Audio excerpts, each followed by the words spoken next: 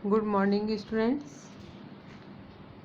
आज हम बात करेंगे वर्ण व्यवस्था के कार्य की और उसका समाजशास्त्रीय महत्व क्या है। इससे पहले मैंने आपको बताया था वर्ण व्यवस्था की विशेषताएं। जो विशेषताएं हैं उसी के आधार पर वर्ण व्यवस्था के कार्य और समाजशास्त्रीय महत्व को हम देख सकते हैं। जैसे सबसे पहला है वर्ण व्यवस्था का जो कार्य या उसका महत्व है, कर्तव्य पालन की प्रेरणा।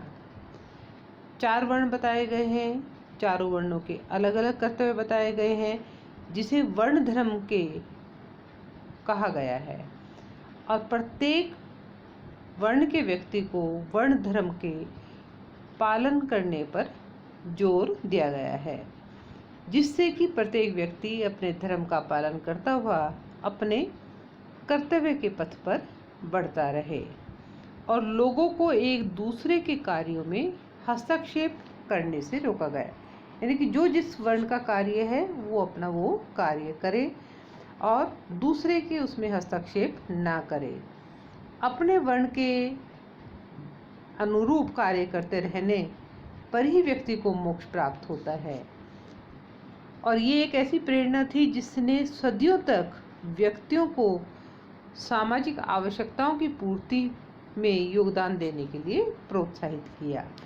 यानी कि प्रत्येक व्यक्ति अपने वर्ण के धर्म को पालन करते हुए सामाजिक व्यवस्था में बनाए रखने में योगदान देता है, क्योंकि ये माना गया है कि जब व्यक्ति अपने कर्तव्य का पालन करेगा तभी उसे मोक्ष की प्राप्ति होगी।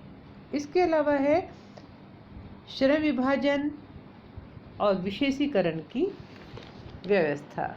इसमें अलग अलग वर्ण बताए गए, प्रत्येक वर्ण के अलग अलग कर्तव्य बताए गए और प्रत्येक व्यक्ति अपने माता पिता के परंपरागत व्यवसाय को अपनाता है, जिसके कारण प्रत्येक का एक निश्चित वर्ण धर्म रहा और उसके अनुरूप कार्य करने से कि उससे आशा की जाती रही। इस व्यवस्था में न केवल सभी कार्यों को ठीक प्रकार से संपन्न होने की और बल्कि समाज को विशेषीकरण का पूरा लाभ भी प्राप्त हुआ, क्योंकि प्रत्येक वर्ण का कर्तव्य अलग था और वो परंपरागत होने के कारण से उसमें एक विशेष योग्यता जो है वो पैदा हो जाती थी।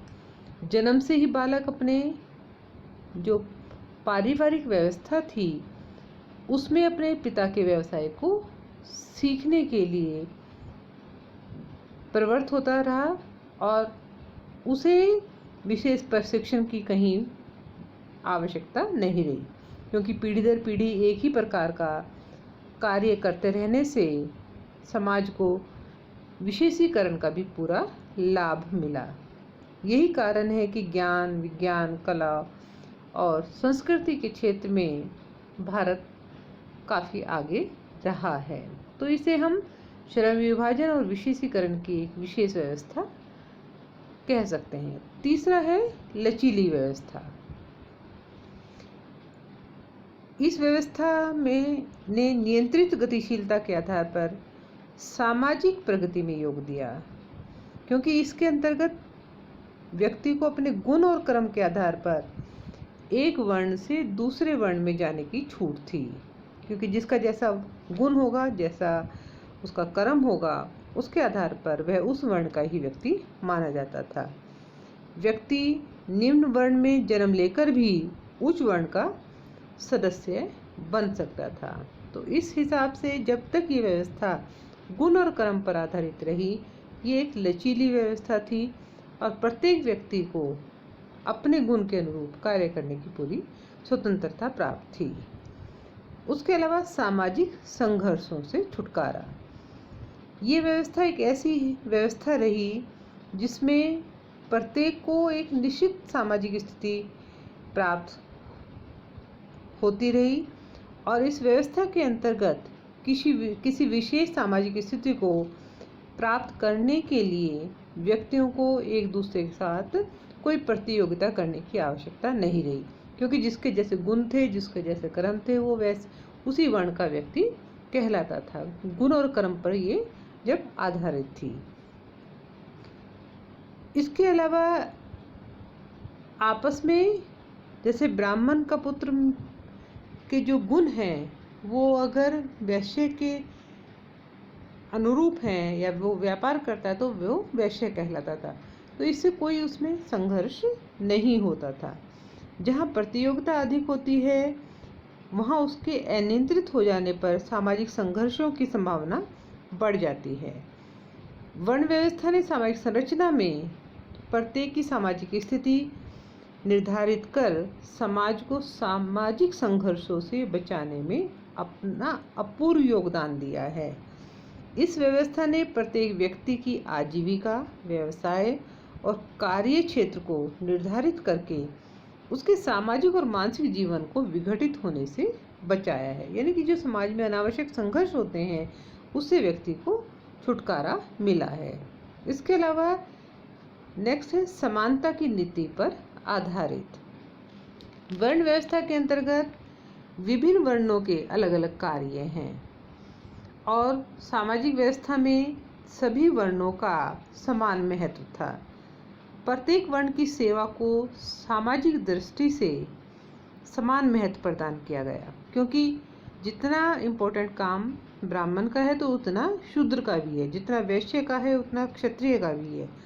यद्यपि इस व्यवस्था के अंतर्गत विभिन्न वर्णों के रूप में समाज के कार्यों का विभाजन हुआ, परंतु सभी वर्णों को एक दूसरे के समान माना गया। जब सब वर्णों की उत्पत्ति उस विराट पुरुष के शरीर से के विभिन्न अंगों से मानी गई तो किसी एक वर्ण को दूसरे की तुलना में ऊंचा अथवा नीचा होने का प्रश्न ही नहीं उठता। सभी अंग समान होते हैं।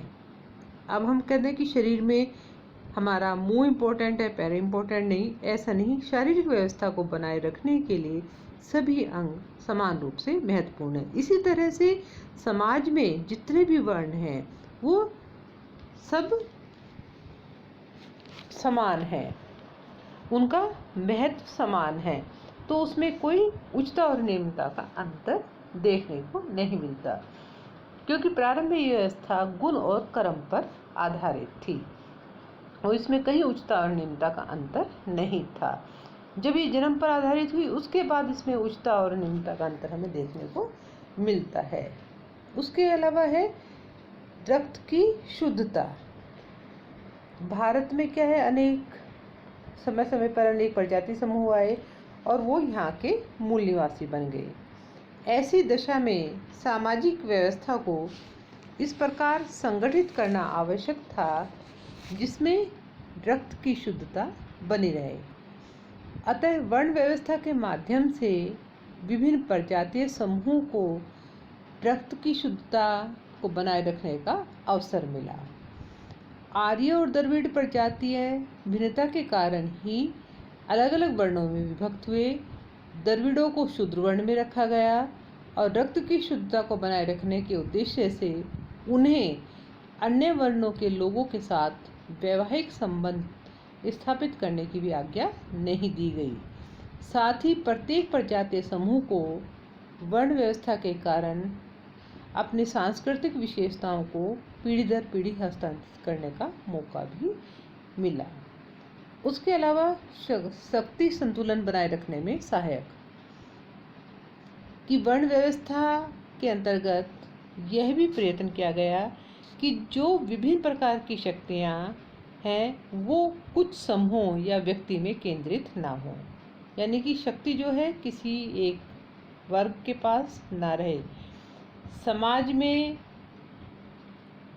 शास्त्र या ज्ञान शक्ति, शस्त्र या सेना बल, अन्न या संपत्ति तथा सेवा या श्रम का बल, 4 प्रकार की शक्तियाँ पाई जाती हैं। इन सभी शक्तियों के कुछ ही व्यक्तियों या उनके किसी विशेष समूह में केंद्रित हो जाने पर समाज में अत्याचार बढ़ जाने की संभावना रहती है। और वर्ण व्यवस्था के अंतर्गत हम क्या देखते हैं, चारों शक्तियों को से संबंधित अलग अलग वर्णों में विभाजित कर दिया गया और समाज को अन्याय और अत्याचार से बचाने के लिए इस व्यवस्था में सम्मान, शासन और धन को एक दूसरे से अलग रखा गया। तो इससे समाज में एक व्यवस्था बनी रहती है, शक्ति संतुलन बना रहता है और समाज एक व्यवस्था सुचारू रूप से संपन्न होती है। तो इस तरह से हम कह सकते हैं कि वर्ण व्यवस्था सामाजिक व्यवस्था को चलाने की एक अद्वितीय व्यवस्था है, जो कि समाज के विकास में अपना एक महत्वपूर्ण योगदान इसने दिया है। धन्यवाद।